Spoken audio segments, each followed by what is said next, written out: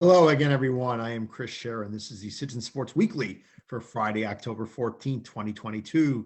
Robert Harding and Justin Ritzel joining me as always, and it's always great to be with them, even if it is virtually. So we're going to do some NFL picks, and we'll talk about some NFL news, so to speak. So we'll get right to it. Recapping last week, Robert and myself were 2-2, and Justin was 1-3 for the season, and we're not counting the push.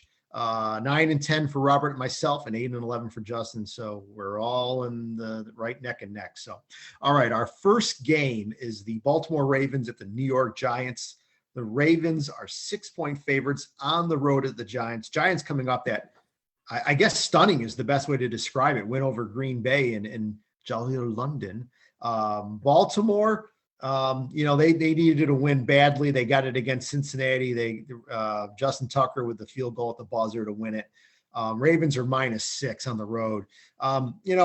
Look, a lot has been said about the Giants, Ryan Dable, the culture change and everything. And look, they're playing much better.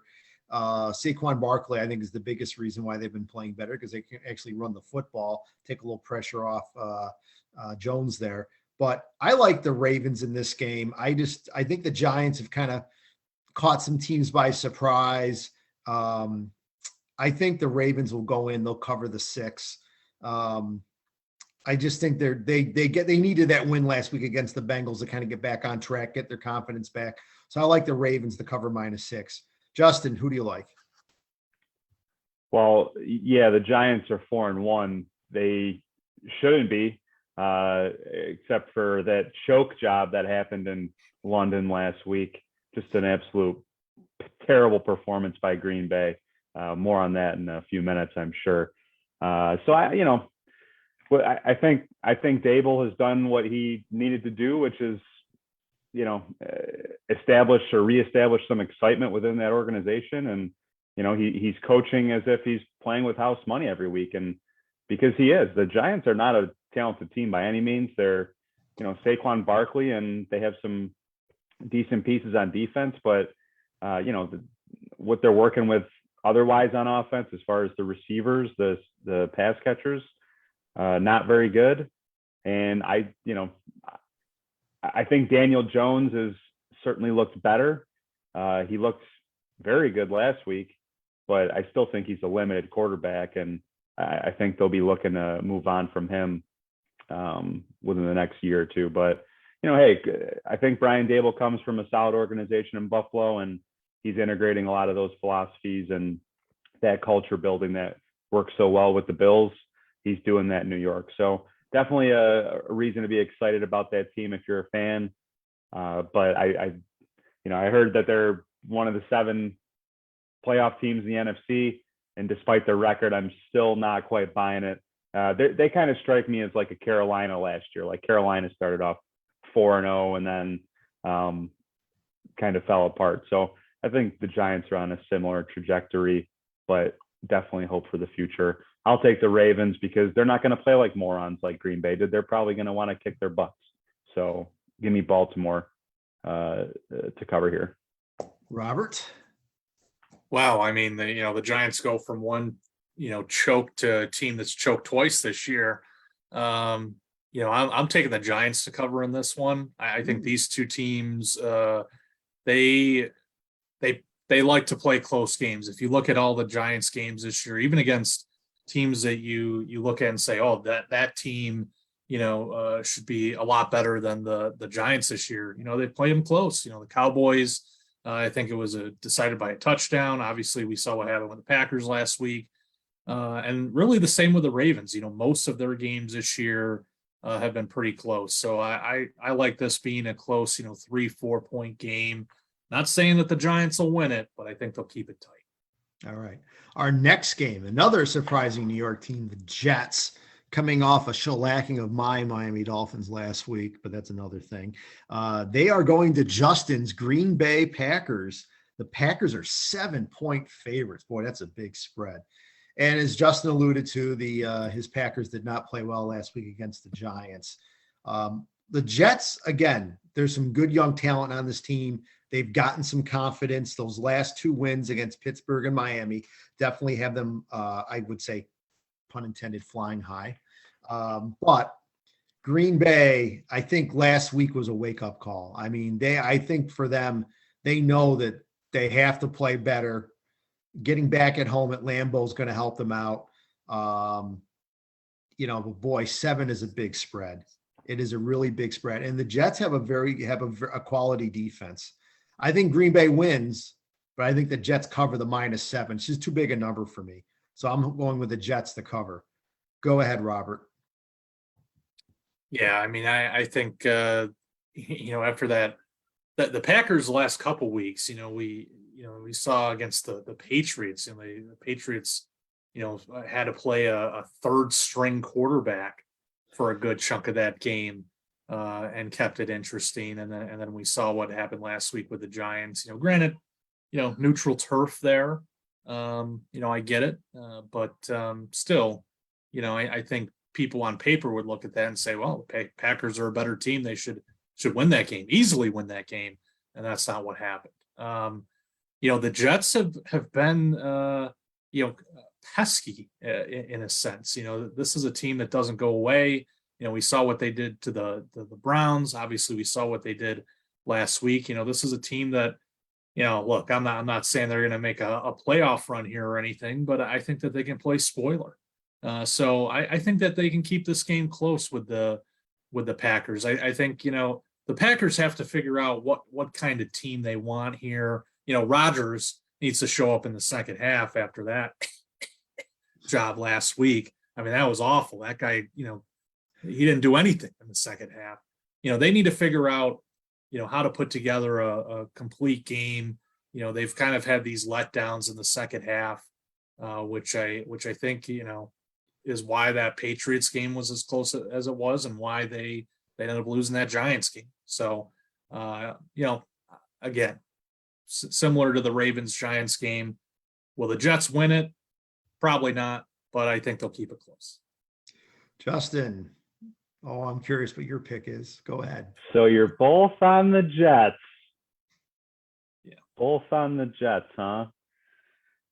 Man, I'd love to be the contrarian, but I've also watched the Packers for 5 weeks, and they're not blowing anyone out. They are not a good football team right now, and it's not just one person or one coach. I mean, I think everyone shares a piece of the blame pie.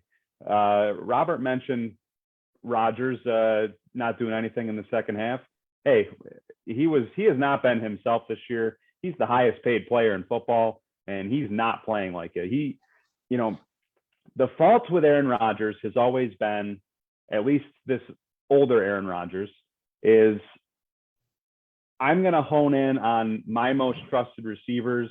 And even if another guy is wide open, if he's younger, he's a rookie, well, I don't trust him to make the play. So I'm going to target Allen Lazard 10 times, or I'm going to target Randall Cobb 13 times, which is actual numbers. Like, I'm not just making that up. Randall Cobb, who was washed up, 2 years ago, who was a part-time player last year, is the Packers' leading receiver in terms of targets. It doesn't make any sense. He's not that kind of player anymore. So Rodgers needs to just trust the offense and throw to the open guy. And I think a lot of these problems will resolve themselves. I am way more concerned about this team's defense. I called this team before the season 49ers NFC North version, because I thought we're going to run the ball and they're going to play tough defense. But I watch how, like, the 49ers and, even you want to talk about the Cowboys, how they play defense, and they're so aggressive and, pedal to the metal, and it's like old school defense.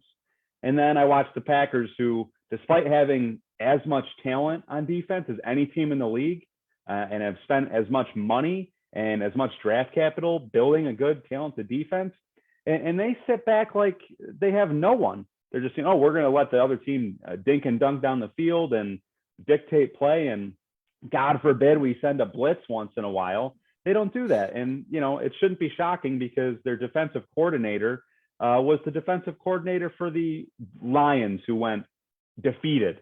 They went 0-16. Remember that team? Yeah, their coordinator is currently with the Packers. He's a bum, and the team is just stubborn. You have people on Twitter who are like, hey, Here's an obvious fix that you could make. Maybe you should just try it, but I don't know. I'm so down on the Packers right now. They're just such a frustrating franchise at times because the problems are so solvable, and it's just a matter of setting aside your pride and doing it. I think we're still a ways away from that. When it gets down to December and January, I'm sure they'll be one of the teams that's in the mix, and the team that you don't want to play in the playoffs because of their quarterback and because of the talent they do have. But right now, they got to sort some things out, and they're just not playing well. So this spread is too big for my liking. I'm also going to go with the Jets. Rant over. All righty. Our next game, Robert's Buffalo Bills, going back to the scene of that sad ending in the AFC playoffs last year where the Bills had that lead, and then 13 seconds later, boom, it was going to overtime. Then they lost in overtime. A heartbreaking loss, no doubt about it. Anyways, they are now 2.5-point favorites back at Kansas City. Bills, they just completely dismantled, demolished, whatever you want to call it, the Steelers last week. And then the Chiefs, you wonder if they were looking past the Raiders last week. You wonder, they were down 17-0 pretty quickly. And then, of course, Patrick Mahomes led them back and everything. Didn't cover the spread, unfortunately, but they did get a victory. I know. Hey, you know something? Good teams win, great teams cover. Anyways, I digress. Look, I think the Chiefs have a little bit of a chip on their shoulder. And I think the Bills are definitely capable of winning this game. Absolutely capable of winning this game. Robert knows where I'm going. But I think the Chiefs cover. It's tough picking against the Chiefs as a home underdog, okay? It is I'm sorry, the Chiefs to me have one of the best home field advantages in all of the NFL. It's tough to pick against them at home anyways, especially when they're an underdog. Yeah, they could lose the game by a point or two, but it's 2.5. Yeah, I'm picking the Chiefs to cover. Go ahead, Robert. Fire away. Not shocking. Go.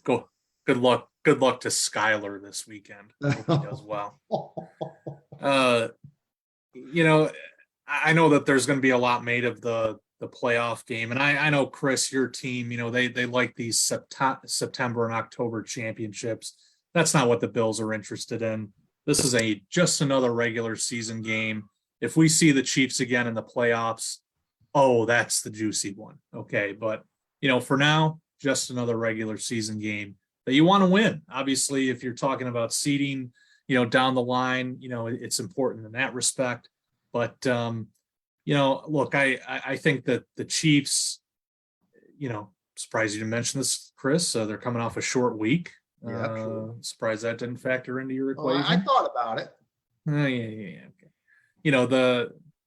The Raiders gave them a fight, which is surprising because the Raiders haven't put up much of a fight this year. But, then again, it's an AFC West rival, so maybe they decided to come and play. The Chiefs have been kind of an odd team because, we've seen them play these close games and then, they go into Tampa and, put up 41. They had that game against the Chargers, which, they probably should have lost. The list goes on. The Bills, you look at their record this season and, they've played some pretty dominant football. Obviously that Dolphins game is one that they probably want back. Made too many mistakes in that one and the first half of the Ravens game. But other than that, they've played excellent football. And I think they'll continue that trend this week. I'm taking them to go into Kansas City and win this game. Again, a lot of people are going to, there's even Bills fans. We want revenge. Revenge for what? An October game? Come on. If you want revenge, go get it in January and February. That's where the revenge is. This game, is just another game on the regular season schedule. Again, want to win it. You want to get that seeding. But if you want true revenge, you get it in the playoffs. Bills by 1 billion. All right. Justin? I think it's funny in all this talk about the Bills-Chiefs rivalry that not a single person has mentioned that during the regular season last year, right around this same week, the Bills went into Kansas City and absolutely steamrolled the Chiefs. Hasn't been much mention of that, which I find is weird. That said, Patrick Mahomes, not very often an underdog. This is the first time in his career he is a home underdog. He is, I think, 7-0-1 against the spread as an underdog in his career, and 6-2 outright. I'm reading that off Google right now, so consider the source. But this is just a guy who, for good reason, is not in this situation often, and when he is, he delivers. The spread was going to dictate my pick here. I mean, I was going to take the underdog regardless of who it was. I think these teams are very, very even. I think you can point to, really for both teams, if you can pressure the quarterback, I think the defensive lines can really shape this game. But yeah, I don't think it, I do think this game means a little bit more to the Bills than it does the Chiefs, but just hard to argue with Mahomes' track record. So I'm going to go with the Chiefs in the 2.5. All righty. Our last game, the Dallas Cowboys at the Philadelphia Eagles. Eagles are 6-point home favorites. And, Dallas, they keep rolling along. They keep rolling. I mean, admitting it that they've played well without Dak Prescott. That Cooper Rush has done an admirable job leading the Cowboys with Dak being out. And, of course, the Cowboys defense, as I've said many times, top-notch unit, no doubt about it. They have arguably the best, one of the best defensive players in the NFL, and Micah Parsons. So Philadelphia Eagles still undefeated. They beat the Cardinals on the road last week. Division game. I know Robert loves when I say things like this. It's 6. Yeah, I think the Eagles are going to win and cover. I think they win by at least 10 points in this game. I think that they've got enough horses on both sides of the football to get it done. And one thing I've learned about Philadelphia in the last year and a half that I've been going down there to see my daughter Maggie, who's a student down there in Temple, is that they hate Dallas. They hate the Cowboys. And I know that crowd at the Lincoln Financial Field is going to be well lubricated for that game. And it's going to be a fun one. That's for sure. So I'm going with the Eagles to cover the -6. Go ahead, Justin. Well, I think it's funny to me that, I think the Eagles are just kind of the example of, like, it just goes to show how down the NFC is this year. Listen, they're 5-0, they're undefeated. I think they're the last undefeated team in the league. So they're not like some total fraud, but listen, that's a game last week against Arizona, who was not good, that they easily could have lost or at least went in overtime. They squeak out a 3-point win. The week before, they played the Jaguars, who are paper tigers. They win that game by 1 score in a game where Trevor Lawrence had like 4 lost fumbles. I don't think the Eagles are like quite the powerhouse that maybe they're being discussed as. And I said it within the last couple of weeks. I am waiting for Jalen Hurts to perform against a good team and a good defense. I don't think he's seen that yet. And okay, here's your test, because the Cowboys have absolutely owned him over the few games that he's played. I think he has like a 14 passer rating. Obviously, that's dreadful. And the Cowboys are going to challenge him in terms of rushing the passer. So I'm going to take Dallas. I think Cooper Rush is a quality backup, but still limited. But that defense with Micah Parsons is scary. And before I wrap up here, how about a little respect for Mike McCarthy? The guy gets dragged through the mud every single week. Everyone's making fun of him. How many coaches, and I would include the current Green Bay coach, how many coaches would lose their starting quarterback and their teams would absolutely fold? Because Dallas hasn't. That was always my criticism with McCarthy and Green Bay, is if Rodgers wasn't in, the Packers wouldn't win games. But he's proven with Cooper Rush replacing Dak Prescott, who's one of the highest paid quarterbacks in the league, they can still find ways to win. They can find ways to make life easy on the quarterback. That's what they've done. Cowboys are a dangerous team when they get Prescott back. I know we all love to make fun of them, but I don't think this little run here to start their season is a fluke. So I'm going to take them. I'm not quite the believer in the Eagles that everyone else is. Robert? Yeah, I mean, the Eagles have played some pushovers this year, and you look at some of these games that they've played. Letting the Lions get back into it, for example. Justin, you mentioned that Jaguars game. That was an odd one. I think if the weather was a little bit better for that one, the Jaguars probably win it. I think the weather definitely factored into that a little bit. But yeah, I mean, I think the key matchup here, and Justin, you mentioned this, Jalen Hurts and that offense against the Cowboys defense. The Cowboys defense is a big reason why they are where they are right now. I mean, Cooper Rush has played, good football. I mean, he hasn't, he's not out there being the next fantasy football star by any means, but he's done enough for them to win games and limited the mistakes, and that's a big thing. But the real story is the defense. I mean, they've played great football here to start the season, especially after Dak went down, and they've won these games. They played a great game against the Rams last week. That was a really big factor in that game. So I like their chances here to keep this one close. That the Eagles, when you look at their schedule, I mean, it's a soft schedule. And so, games like this are really where, you get a sense of what this team is, because they could easily win 13, 14 games this year. And people will look at that and say, oh, wow, the Eagles are, this dynamic team that can't be stopped. And it's like, well, let's see how they play in these games where, they have to face some tough opposition. And, this is a big test, I think, to see, where they stand, especially in the NFC least, as I call it. They're actually, playing pretty well, the commies aside. But, these teams, 4 or 5 wins, they're looking pretty good early on. Obviously, things can change, but, so far, so good, with, playing good football here. And so, I think it'll be a close one. So I'll take the Cowboys to cover. Ooh, okay. All righty. Our next topic is the possibility, Roger Goodell hinted at this last week, that the NFL is possibly considering a European division.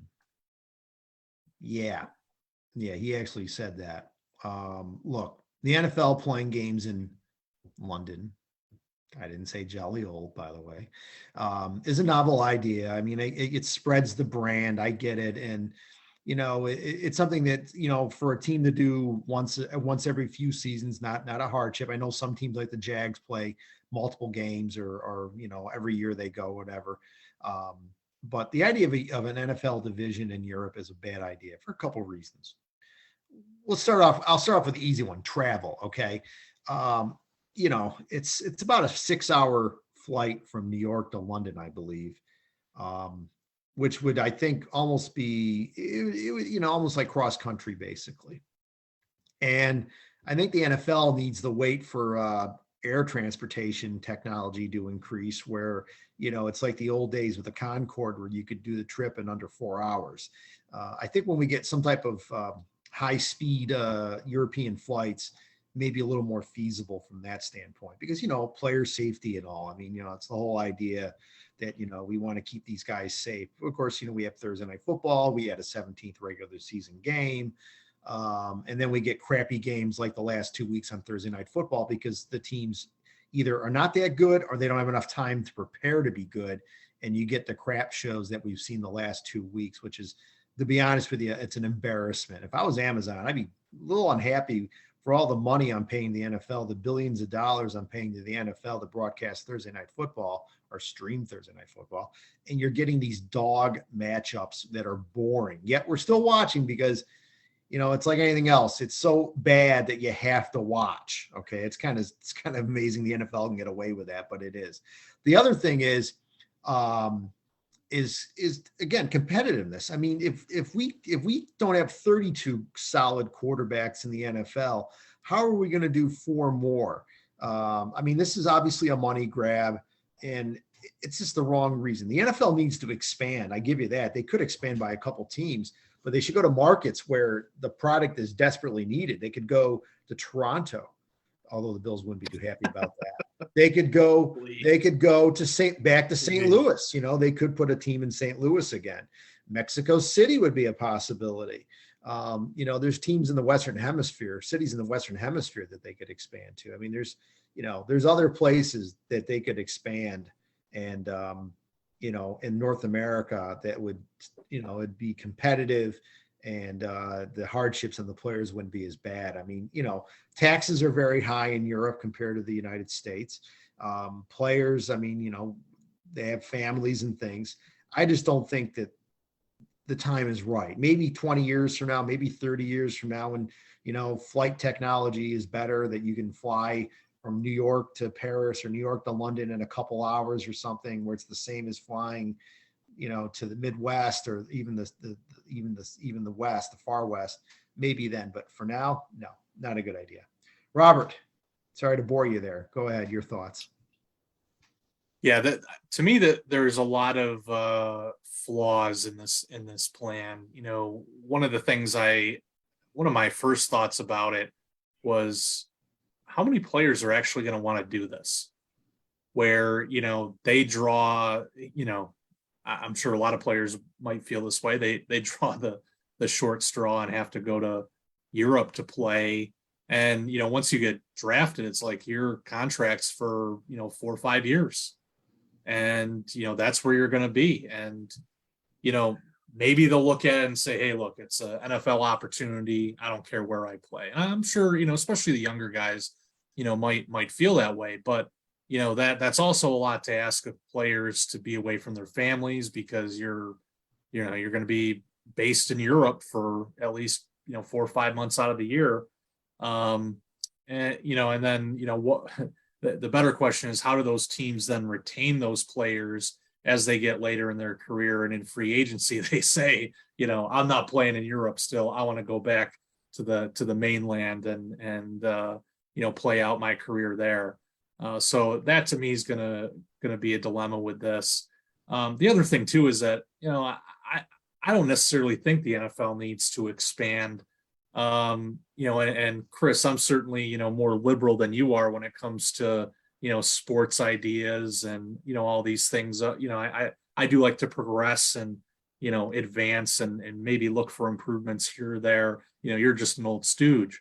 But, when I look at this, it's like, well, even if you had 2 teams, it's like, what's the talent pool like? Chris, you mentioned, the quarterback dilemma. We don't have a lot of great quarterbacks in the league now. Now you're going to add 2, mediocre bums over in Europe, or throughout the league, as this idea were to, develop. And so, a lot of questions for me, with this, and really, I get it.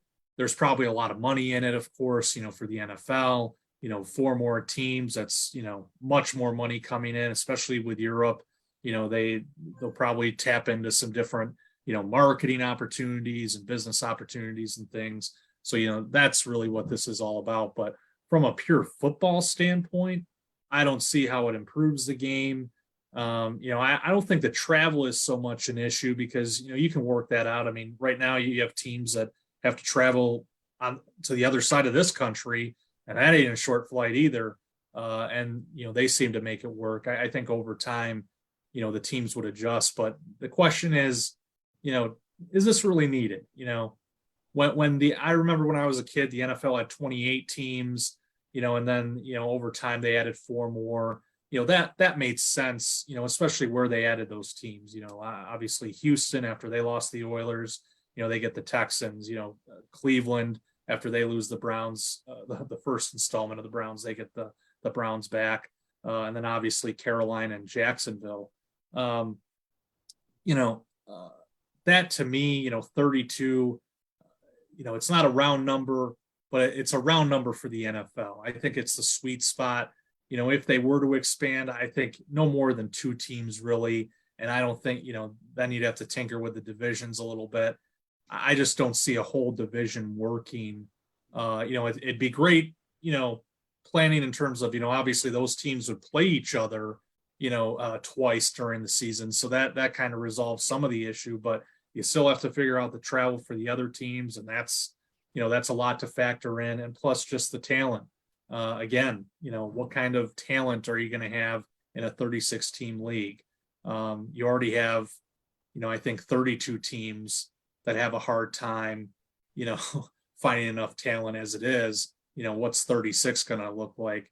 This European division might look like the XFL when it's all said and done. So I think they really need to think this through and look for a compromise. I don't think 4 is the answer, at most 2.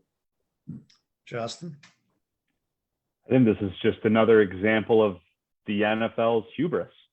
That, here's this bad idea, but we're the NFL. We're the biggest business in the world.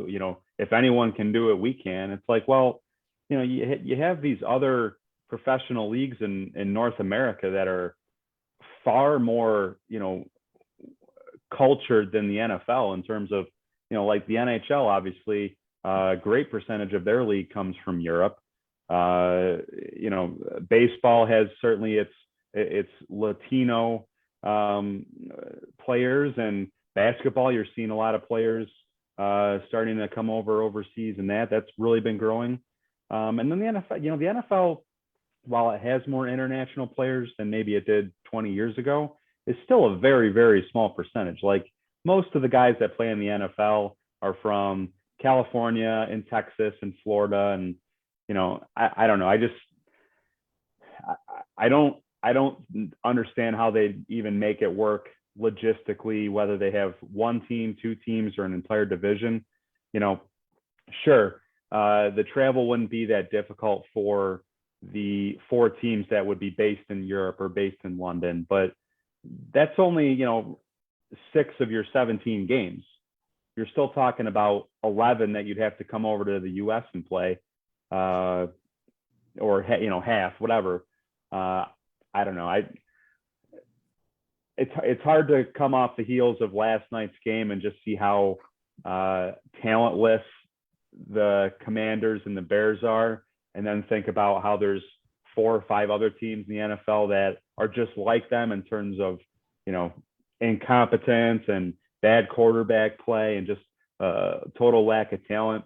It's hard to see that game and say, oh yeah, we need more teams like this, because that's how it's going to start for any expansion team. And I would say that if you just eliminate the European or London aspect of it, completely, and just say, hey, we want to throw another team. And, Chris, you suggested Toronto and St. Louis. Okay, those teams are going to be terrible and not fun to watch for 10 years because it's hard to build a consistent NFL team. No thanks. I think 32 is the perfect number. Heck, I'd even argue that they should have less before I'd argue they'd have more. And the logistics of trying to pull off a move to add teams overseas, it doesn't make sense. You got to remember, a lot of these NFL players are 275 pounds, 300 pounds, 325 pounds. It's not comfortable for guys like that to sit on planes for 6 or 8 hours at a time. And it cuts into their rehab, which obviously they need because they play a dangerous sport. So, hey, I respect the NFL for wanting to grow an international following. I think, having these couple London games a year, having a few games in Mexico City or having a few in Germany, hey, that's great. I understand that, but trying to make yourself a permanent fixture outside of the US or North America, I don't think so. It's a dumb idea. No, it's just not a good idea. So, all right, gentlemen, you ready to wrap it up? Oh, yes. All right. So, folks, thanks for joining us. Have a great weekend and be safe, and we'll see you next week.